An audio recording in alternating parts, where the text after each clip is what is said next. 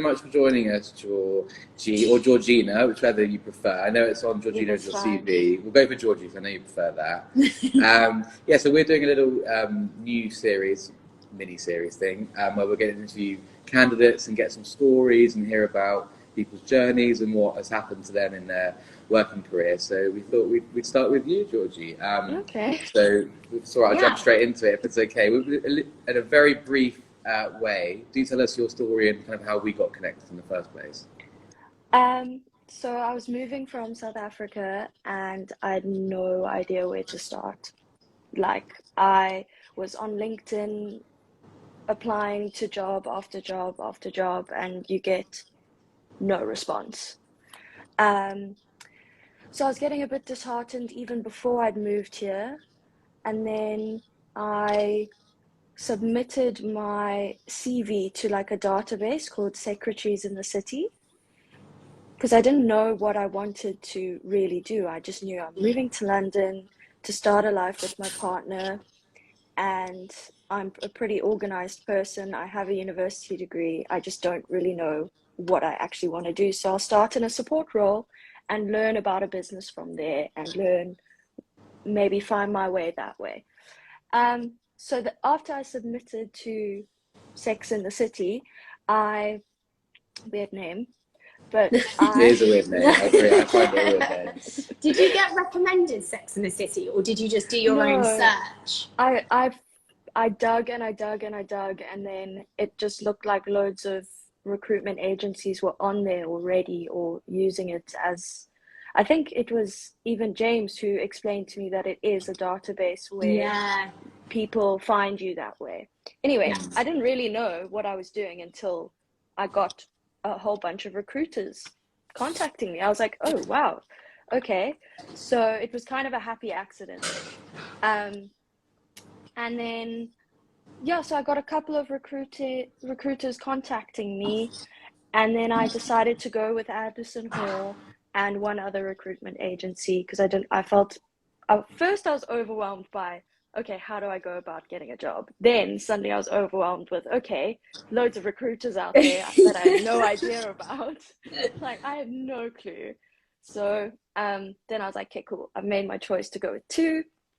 Let's see what we can do.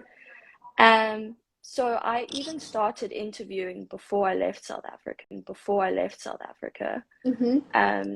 Because I was that anxious to get things going.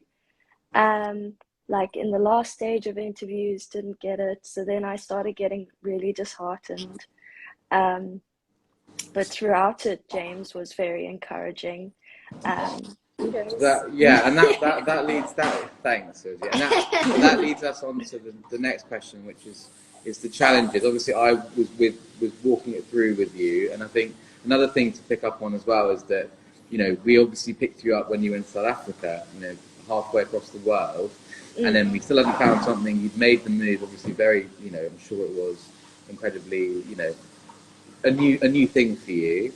And then we kept going. And then how did you find it once we were kind of, you know, through the process in England? It was quite challenging, wasn't it?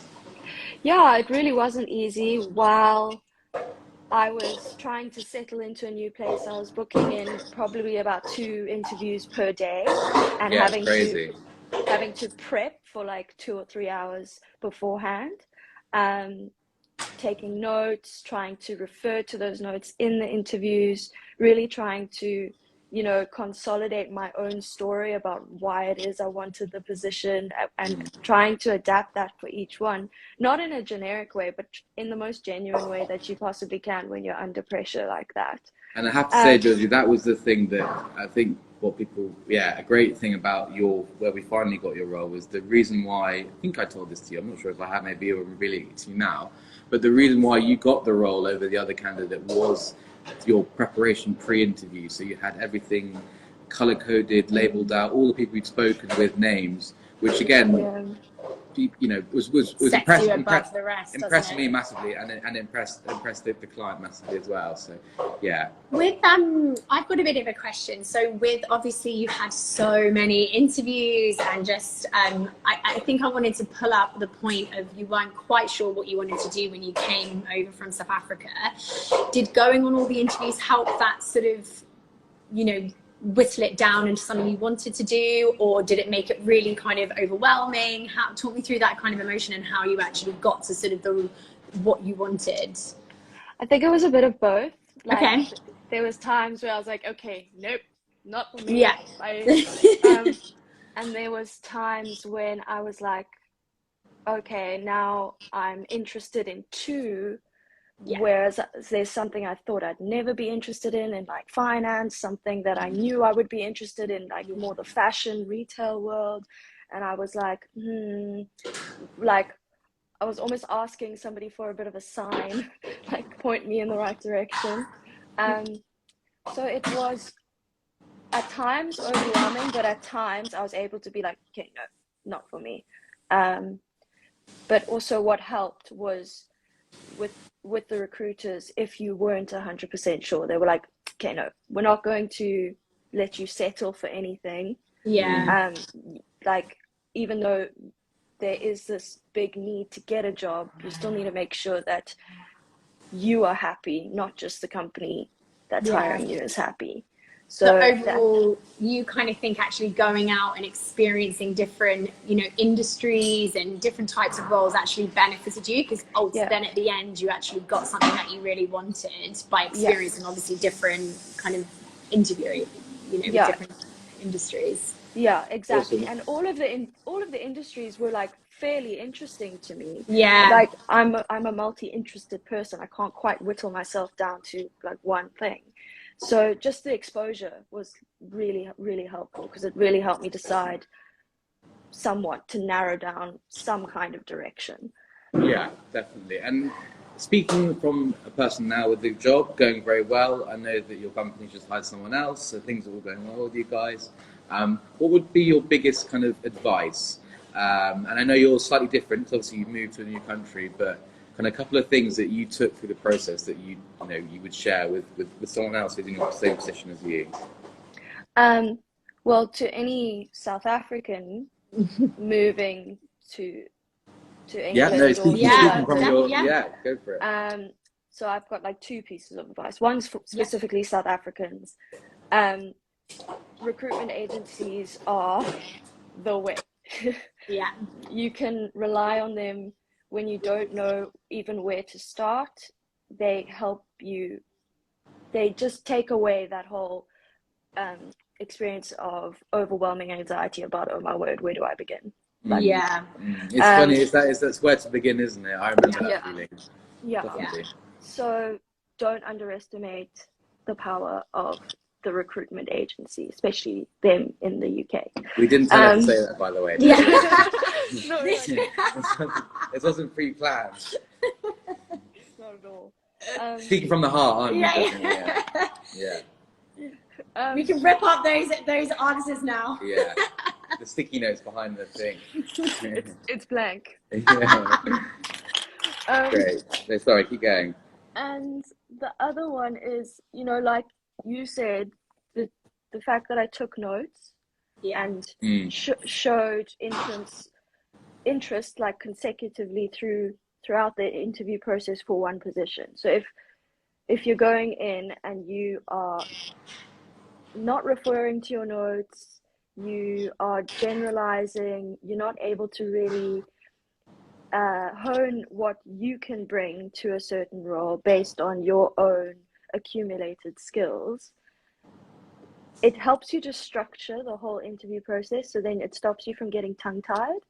And as soon as you lose confidence, if you are able to fire a question that you've thought long and hard about to the interviewer, it puts the ball back in your court. It makes you feel a bit like, yes, I need you because I need the job, but actually you need me, kind of thing. And I guess on that as well, with your note taking, for people that are interviewing, I guess, for the first time, what would you recommend as doing your research on a company? Like, how would you, if someone was coming to you and saying, how did you do all your research, and what kind of did you think was important notes to make about, these interviews you went on? Did you follow like a pattern for each interview, or was it really different? Well, I'd first read the job spec and Yeah. documents that I was sent. Yeah. Then I would do my own stalking. Yeah. Okay. And Nice. I'd stalk their socials. Yeah. I'd look up employees at the company on their Great thing to LinkedIn do. account. Really good advice. Yeah. I looked at their websites, company ethos. What are they really putting out there into the world? Yeah. What's the variety of people? Is there inclusion? Is there diversity? Yeah. And just like, how does this company present itself? Yeah. Kind of thing. Is this a company that I would be proud to represent No, it's an and important to have bit. represent me? For sure. Yeah. Because I had to kind of go off what I saw rather than what I could intrinsically know, because I didn't know what I wanted. Of course, so it sounds quite superficial, but I had to kind of just make a judgment a bit superficially at first, and then just kind of hope that it worked out. Yeah. And sorry, getting a bit into the interview processes now, not part of probably a full work story, but did you do, out of interest, a lot of Zoom call interviews, or more face-to-face, or a bit of both? And following from that, what did you prefer? Because we are still getting such a mix of Zoom and face-to-face, and any tips on that as well? I had a big mixture of both.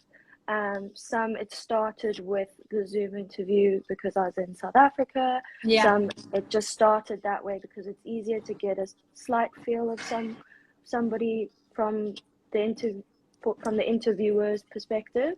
But then in the later rounds of most interviews, it was all in person and then meeting various people from the company. Personally, I prefer in person. I'm a fairly confident person, and I can get a better sense of somebody when I'm in the room with them rather than over a screen. But that's I totally get that. It's like the body language and everything I find is so much better for some reason like in person. No, and I think it's important for the person to see where they're going to be every day. Work, unfortunately or fortunately for some, is a big part of your week and your day. So the environment and the people is obviously an important factor as well as the actual work. So that's obviously got to be something that you like the look of in the first place. So that and I think actually with you, I remember Georgie, you were a bit unsure because it was a new sector for you, completely different to your kind of theatre background. But then I remember going in, I don't want to take words out of your mouth, but going in, you found it a bit helpful. Is that right, to see the company in action type thing? Yeah, no, 100%. It was much better. Especially what really put me at ease is when I interviewed at my current company. In the second interview in person, I had 3 different people that weren't big like department heads or anything, just come and like chat to me. So I was able to just immediately like relax and just honestly be able to get a feel for what are these people like. Are the people that work here happy? Instead of it being all like, I am your superior and I'm interviewing you. It was more like, get to know who your colleagues are going to be if you get the position. And it was really really calming, just really helped with any sort of nerves, helped with my self-confidence, because you can be your own worst enemy. You can be very doubtful of yourself. Totally. And like, having listened to your story, I feel like there was a lot of setbacks along the way. And I think that, when you're starting out new, it can be really intimidating, and it takes a very good candidate to kind of brush yourself down and carry on, and also be very self-aware about actually what you want, as I'm sure you got a few offers here and there that actually you felt weren't quite right, and it's actually trusting the process and knowing the end result. And I think everyone gets no's, even most senior people in companies get no's. It's how you deal with them. It's I whether you let totally that. agree. It's whether you let that. You know, which you could have easily done. Yeah. You could have easily let, because we had a few. Lots of candidates do. Yeah. I've had lots of no's myself. There was but definitely a it's- lot of tears. There was a lot Yeah. of tears in my process. Yeah, there but was. I remember. At the end, it was fun. Yeah, It was fun. exactly. But that's amazing advice to give to everyone today as well. Definitely. You know, it's not all smooth sailing, these stories, right? You've got to sometimes take the rejection, and actually it's how you take the rejection. Yeah, how you bounce back. Exactly. Definitely. Yeah. It tests your resilience. It really does. The whole job seeking process, especially also if you really don't quite know what you want. I envy people that have studied in a direction that's going to place So do them I. somewhere. Whereas if you're somebody like me, multiple interests, not quite sure where your professional journey is going to lead, it can be really challenging to keep your self-esteem in check. It really is. You become so self-critical. Yeah. But even when you think, okay, maybe I should not be getting my hopes up so high, or like, it can surprise you that just by, okay, let's do this one more time, give it my all one more time. Every time, if you apply that mentality, it can see you through, even though there are tears along the way. That's just me. And I think that's just sums up kind of what we're trying to do here. I think, for people that haven't got a set career path, it's actually just sharing these stories. Record numbers. That's six people in a row. The stories that we can share. It's important. It's important for people to hear them. And as me and Zoe often discuss, every journey is completely different. And everyone has their own journey. And I think things like, bouncing back and stuff is all important stuff to take. Definitely. So thanks so much. And it's normalizing actually your journeys that aren't completely. Everyone needs reassurance. Yeah, everyone needs reassurance, and actually people have different journeys, and it's good to hear them. It's good to hear them and share them with people as well. Yeah, I agree. I'll be tuning into a lot more of these, so I can well, we people's hope that we experience. For our first guest. Our first one. You've got the honour. I hope I hope we can start a series that everyone's happy to jump on and just share their experiences, because everyone's different, and we just kind of, as I said, just want to normalize it. Definitely, totally, and share the stories for sure. Brilliant. Thank you so much. Really nice to see you, Georgina. You too. Really nice to see you. And thank you so much. That was great. Very well. Really well. Yeah. Brilliant. Thanks for having so me, much. guys. Have a wonderful evening. Yeah, thanks. You Same too. to you. Thanks so much. Bye, Georgie. Bye.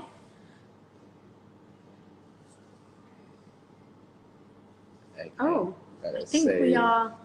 We're still live. We are still live. Okay, we'll wrap this up. So that was Georgina. She was our Insider Stories guest number one. And as we said, would love to hear from anyone that's wanting to share their story. So please drop a message in our DMs, and we'll get you on and have a chat. Yeah, DMs are open. Cool. Thanks so much, guys. Have a good evening. I think I go end now.